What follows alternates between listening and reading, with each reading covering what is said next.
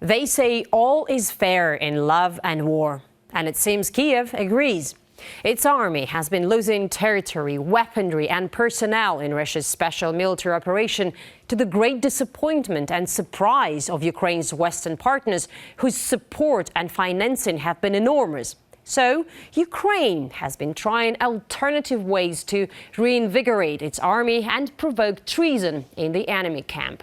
They put a price tag on every Russian combat piece handed over to the Ukrainian side by the Russian military. Kiev was generous, hundreds of thousands of dollars for different types of weapons.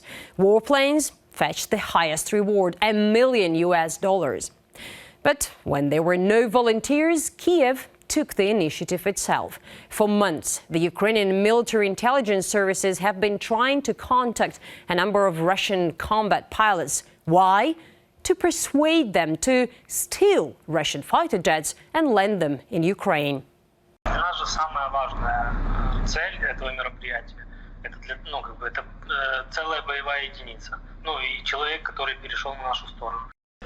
Мы вам объяснили, что наша цель – это самолет. И вы это прекрасно понимаете. Мы готовы за него платить. У нас на сайте Верховной Рады написано, что мы платим официально за такие вещи миллион. Можем с вами договориться отдельно еще сверху миллион. Я вам гарантирую. По вашему вчерашнему вопросу я забыл сказать. Этими действиями я должен был показать свое негативное отношение к политике руководства страны по проведению специальной операции. А также я должен был мотивировать летный состав на предательство Родины. Мне, как летчику, предлагалось выключить из физической работы в самолете моего штурмана с помощью специальных веществ до или в полете.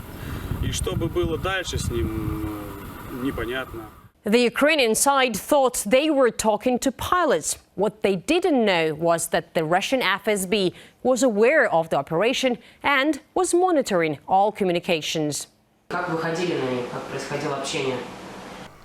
Информацию о российских военнослужащих ГУР СБУ могут получать из всевозможных источников в интернете.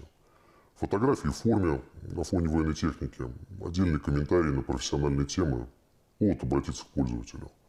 Действуют изощренно, представляются иностранными журналистами, аналитиками. В последнее время даже не стесняются выступать от имени российских СМИ и госорганов. In most cases, people from Kiev introduced themselves as well as who they were, Ukrainian intelligence. To earn the Russian pilots' trust, they acted unprofessionally, exposed their identity, their whereabouts, and also shared some strategic confidential information. Они настолько поверили в возможность организации угона самолета, что раскрыли схемы расположения средств ПВО, карт высот, и много другой полезной информации для нас. Данные сведения были учтены. There was a professional pilot taking part in negotiations from Kiev's side too. With his Russian colleagues, he discussed technical details of the flight and safe corridors, including precise maps and schemes. Я вам дал туда маршрут, именно вызначил геодезические точки. Для чего? Чтобы вы пролетали вне населенных пунктов. Потому что в населенных пунктах наибольшее скопление ПЗРК, которые вы правы, их может быть тяжело будет предупредить.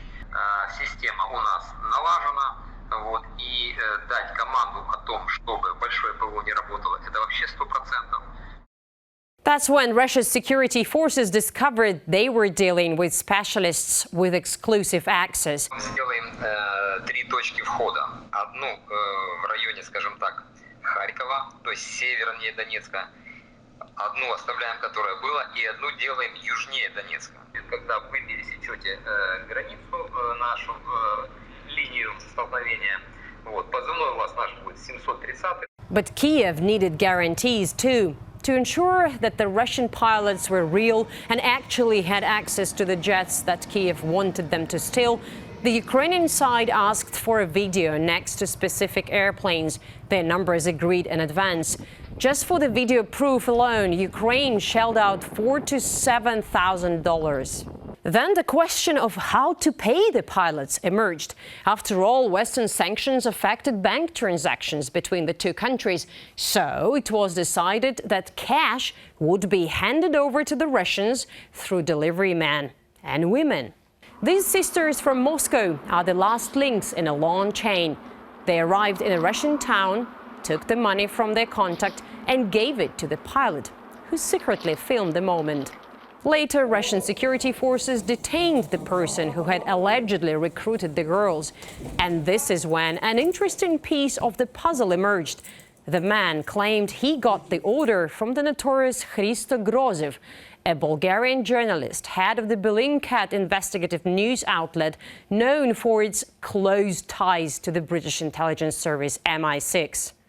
Грузев мне сказал так, что он мне никак не пояснял, но он сказал, что курьер, который привезет на поезде эти деньги, его зовут. Сейчас по этому поводу меня прям переполняют эмоции. На самом деле у меня большая злость к Христу Грозеву.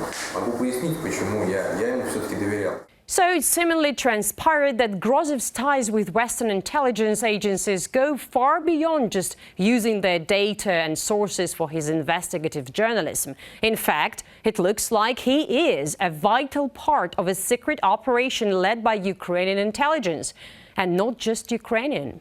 Украина не одна участвовала в этой операции, а ей помогали ее западные партнеры.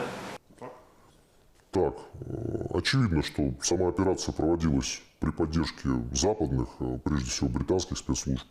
О причастности Грозева к МИ-6 нам известно не только из его заявлений. Вообще, в последнее время украинская разведка перестала скрывать свои связи со спецслужбами стран НАТО, стремясь занять место поближе к хозяевам из Вашингтона и Лондона. The long shadow of Kiev's European partners was felt all throughout the months-long communications. Для чего мы это делаем? Для того, чтобы завтра такие же ребята, как вы, могли прилететь к нам и тоже выполнить такую миссию. А это они сделают только в том случае, если вы подтвердите, что у вас все хорошо, вы сюда прибыли, согласно нашего законодательства, вы получили это вознаграждение, которое вам обещали. Для нашего государства небольшая сумма денег. The European partners were aware of another condition of the deal. Apart from money, Kiev also promised pilots and their families citizenship in a European country. 2 passports were even issued, one Slovakian and one Romanian. The Ukrainian intelligence, in cooperation with its allies in Europe, prepared the documents for the pilots' wives in advance as a guarantee. Гарантии, по крайней мере, обещала предоставить гарантии не только летчикам, но и членам их семей. В это можно верить? Здесь следует понимать, что как только члены семьи российского летчика выезжают за пределы России, они тут же становятся заложниками в руках ГУР. Методы шантажа, угроз, давления на родственников давно стали неотъемлемой частью деятельности украинских спецслужб. Никаких моральных и нравственных ограничений для них не существует. Они бы их просто похитили. The fate of another potential participant in the operation was also vague. In any crew flying bombers, there are several people, and the Ukrainian side was especially interested in the Su-34 and Tu-22. But what to do with the navigator? Kiev had a solution. Мне, как летчику, предлагалось выключить из физической работы в самолете моего штурмана с помощью специальных веществ до или в полете.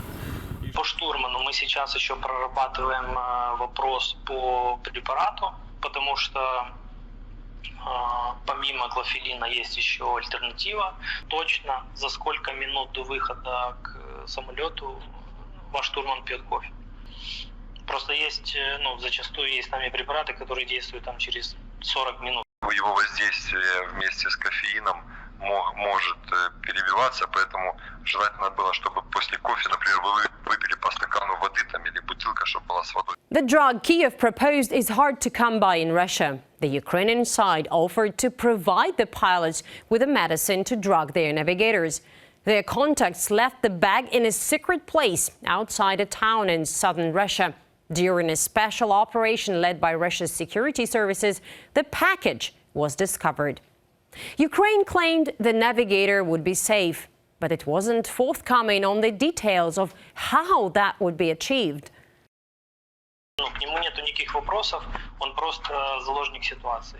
И, конечно, мы ему обеспечим безопасность и все остальное. На нашей территории мы его просто как военнопленного обменяем в первой очереди. Я думаю, это вопрос там от 1 недели до нескольких месяцев. Then, with the Ukrainian side still believing that the operation was a success and expecting the Russian jets to land on their airfields, Russian security forces made the whole scheme public, as if to say that the game was officially up.